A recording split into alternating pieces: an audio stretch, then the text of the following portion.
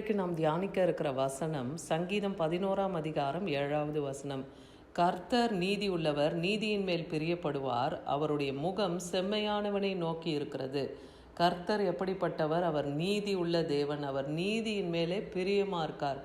அதனால் அவர் யாரை நோக்கி பார்த்து கொண்டே இருக்கிறாராம்? செம்மையானவர்களை நோக்கி கொண்டே இருக்காராம். ஏன்னா செம்மையானவர்களுடைய வழி அது நீதி, உண்மை, சமாதானம் இல்லையா? அது நீதி நிறைந்ததாக இருக்கும். அப்படிப்பட்ட செம்மையானவர்களையே கர்த்தர் நோக்கி பார்க்கிறாராம். ஏன்னா வெளிப்படுத்தல் 22:4 பார்க்குறோம், அவருடைய ஊழியக்காரர் அவரை சேவித்து அவருடைய சமூகத்தை தரிசிப்பார்கள், அவருடைய நாமம் அவர்களுடைய நெற்றியிலே இருக்கும். கர்த்தருடைய ஊழியக்காரர்கள், தேவனை சேவிக்கிற ஊழியக்காரர்கள் தேவ சமூகத்திலே தேவனை அவங்க தரிசிப்பார்கள் என்றே வேதவசனம் சொல்லுகிறது. அவருடைய நாமம் அவர்கள் நெற்றியிலே எழுதப்பட்டு இருக்குமா.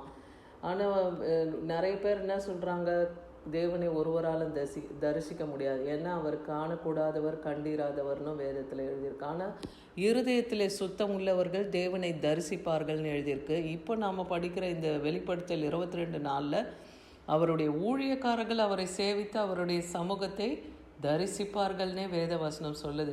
அப்போ உண்மையும் மன உத்தமமாய் செம்மையான வழியில் நடந்து தேவனுக்கு பிரியமாய் நாம் இருக்கும்போது, சுத்த இருதயம் உள்ளவர்களாக இருக்கும்போது நாம் தேவனை தரிசிக்க முடியும். சங்கீதம் 17:15 இங்கே தாவீது சொல்கிறார், நானோ நீதியில் உம்முடைய முகத்தை தரிசிப்பேன். அப்போ அவர் தாவீது எப்பெல்லாம் அவர் நீதியோ நியாயமாய் நடக்கிறாரோ அப்பெல்லாம் கர்த்தருடைய முகத்தை அவர் தரிசிக்கிறதா சொல்கிறார். நான் விழிக்கும் போது உங்களுடைய சாயலிலே நான் திருப்தி ஆவேன். அப்போ காலைதோறும் அவர் விழிக்கும் போது அதிகாலையில் தேவ முக தரிசனத்தை பார்க்கிற பாக்கியத்தை தாவீது பெற்றிருந்தார்னு பார்க்குறோம். அப்போ நீதியாய் நாம் நடக்கும்போது தேவனுடைய முகத்தை நாம் பார்க்க முடியும். 1 பேதுரு 3ஆம் அதிகாரம் 12ஆம் வசனம் சொல்லுகிறது, கர்த்தருடைய கண்கள் நீதிமான் மேல் நோக்கமாக இருக்கிறது. அந்த செம்மையானவர்கள் என்று சொல்லும்போது அது நீதிமானையம்தான் குறிக்கிறது இல்லையா? நீதிமான்கள் மேல் கர்த்தருடைய கண் நோக்கமாக இருக்கு. அவருடைய செவிகள் அவர்கள் வேண்டுதலுக்கும் கவனமாக இருக்கிறது. தீமை செய்கிறவர்களுக்கோ கர்த்தருடைய முகம் விரோதமாக இருக்கிறது. நீதிமான்கள் மேல் கர்த்தர் நோக்கமாக இருக்கார். அவங்க கூப்பிடுதலை அவர் கேட்குறாரு, அவங்கள அவர் கர்த்தர் நோக்கி கொண்டே இருக்கிறார். ஆனால் தீமை செய்கிறவர்களுக்கு அவருடைய முகம் விரோதமாய் காணப்படும்னு சொல்கிறார். சங்கீதம் 45:7 பார்க்குறோம், நீர் நீதியை விரும்பி அக்கிரமத்தை வெறுக்கிறீர், ஆதலால் தேவனே உம்முடைய தேவன் உம்முடைய தோழரை பார்க்கிலும் உம்மை ஆனந்த தைலத்தினால் அபிஷேகம் பண்ணினார். இங்கே நீர் நீதியை விரும்பி அக்கிரமத்தை வெறுக்கிறீர். ஏன்னா இஸ்ரவேல் ஜனங்களுக்கு முதலாவது ராஜாவாக தேவனால் தெரிந்து கொள்ளப்பட்டவர் தான் சவுல் ராஜா. ஆனால் அவர் சவுல் என்ன பண்ணார்? அவர் வழி விட்டு விலகி போனார், தேவனுக்கு கீழ்ப்படியாமல் போனார். அதனால தான் தேவனுடைய தாசனாகிய தாவீதை கர்த்தர் இஸ்ரவேலுக்கோ யூத ஜனங்களுக்கோ ராஜாவாய் தெரிந்து கொண்டார். அதுதான் உம்முடைய தேவன் உமது தோழரை பார்க்கிலும் உம்மை ஆனந்த தைலத்தினாலே அபிஷேகம் பண்ணினார். தாவீதை தேவன் ஆனந்த தைலத்தினாலே அபிஷேகம் பண்ணினார். ஏன்னா தாவீது தேவனுடைய மனதுக்கு ஏற்றவராக இருந்தார் இல்லையா? தேவனை எப்பொழுதும் துதிக்கிறவராக இருந்தார், தேவனுக்குள்ளாக எப்பொழுதும் மன மகிழ்ச்சியாக இருந்தார். அதனால் அவர் ஆனந்த தைலத்தினாலே அபிஷேகம் பண்ணப்பட்டவர்னே சொல்லப்படுகிறது.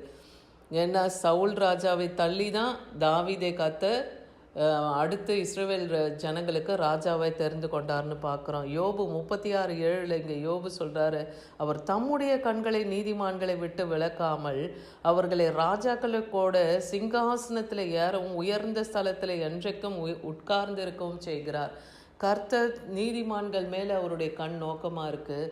அவர்களை விட்டு அவருடைய கண் விலகாமல் இருக்கான். அவர்களை ராஜாக்களோட உட்கார பண்ணுவாராம், சிங்காசனத்தில் அவர் ஏற பண்ணியும் உயர்ந்த ஸ்தலமாகிய தேவனுடைய பரிசுத்த வாசஸ்தலத்திலே தேவனுடைய சிங்காசனத்துக்கு அருகாமையில் எப்படி பிதாவாகிய தேவனுக்கு அருகாமையிலே குமாரன் இருக்கிறாரோ அந்த எல்லையிலையும் நமக்காகவும் தேவன் அவருக்கு நம்ம பிரியமாக மன உத்தமம் நீதியும் பரிசுத்தமாக நடக்கும்போது நமக்காகவும் ஒரு ஸ்தலத்தை அங்கே ஆயத்தப்படுத்தியிருக்கார் இல்லையா? அந்த உயர் ஸ்தலத்தில் என்றென்றைக்கும் நம்மையும் உட்கார செய்ய தேவன் வல்லமையுள்ளவராக இருக்கிறார். 1 யோவான் 3:2 சொல்லப்படுது, அவர் வெளிப்படும் போது அவர் இருக்கிற வண்ணமாகவே நாம் அவரை தரிசிப்பதனால் அவருக்கு ஒப்பாய் இருப்போம் என்று அறிந்திருக்கிறோம். ஆண்டவராகிய இயேசு கிறிஸ்து இப்போ அதி சீக்கிரத்தில் அவர் வரப்போகிறார். அவர் மகாராஜாவாய் வரப்போகிறார். அப்படிப்பட்ட நம் தேவனை நாம் தரிசிக்கும் போது நாம் இப்போ அவர் எப்படி வெளிப்படுகிறாரோ அப்படியே நாம் தரிசிக்க போகிறோம், அவருக்கு ஒப்பாக போகிறோம். ஏன்னா அவருடைய முக சாயலிலே நாம் ஒப்பாக போகிறோம், நாம் மறுரூபப்பட போகிறோம். அப்படியே நாம் அவரை தரிசிக்க போகிற பாக்கியத்தையும் தரார். யாருக்கு இதை தருகிறார்னா, நீதி உள்ளவர்களுக்கு, நீதிமான்களுக்கு தேவன் தருகிறார். தன்னுடைய ஊழியக்காரர்களுக்கும் தன்னுடைய பரிசுத்தவான்களுக்கும் அதை கட்டளை கொடுக்கிறார்னு பார்க்குறோம்.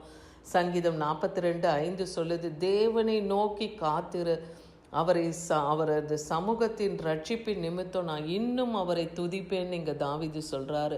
அப்போ எப்பொழுது நமக்கு அந்த ரட்சிப்பு வரும், எப்பொழுது தேவ முக சாயலில் மறுரூபப்படுவோம், தேவ சமூகத்திலே நாம் அமர்ந்து காத்திருக்கும் போது, அவர் மெல்லிய சத்தத்தை நாம் கேட்கும் போது, அவருடைய வழிநடத்தில் நாம் நடக்கும் போதும், அவருடைய சமூகத்தின் ரட்சிப்பின் நிமித்தம் இன்னுமாய் நான் அவரை துதிப்பேன்னு தாவீது சொல்கிறார். தேவ பிரசன்னத்திலே அவர் நாளுக்கு நாள் அவர் பலப்பட்டார் இல்லையா? அந்த உள்ளான மனுஷனை நாளுக்கு நாள் அவர் துதியினாலும் தேவனிடத்தில் விண்ணப்பம் வைக்கிறதுனாலும் பாடல்களினாலும் தேவனை துதித்து துதித்து துதித்து அதில் பலப்பட்டு கொண்டே இருந்தார். அதுதான் அவர் எப்போ நான் துதிக்கிறேன், அவரை துதிப்பேன்னே சொல்கிறார். சங்கீதம் 34:15 சொல்லுது, கர்த்தருடைய கண்கள் நீதிமான் மேல் நோக்கமாக இருக்கிறது, அவருடைய செவிகள் அவருடைய கூப்பிடுதலுக்கு திறந்திருக்கிறது. கர்த்தருடைய கண் நீதிமானை நோக்கி பார்க்குது. அவங்க கூப்பிடும்போது அவங்க சத்தத்துக்கும் அவங்க விண்ணப்பத்துக்கும் தேவன் பதில் தருகிறார். ஏன்னா அவர் நீதியிலும் நியாயத்தையும் பிரியப்படுகிற தேவனாக இருக்கிறார். அவர் காரியத்தினாலே நிறைந்திருக்கிறவராக இருக்கிறார்னு சங்கீதம் 33:5 சொல்லுகிறத பார்க்குறோம். கர்த்தருடைய கரம் நீதியினால் நிறந்திருக்கிறது, அது நீதியினாலே ஸ்திரப்பட்டு இருக்கிறது.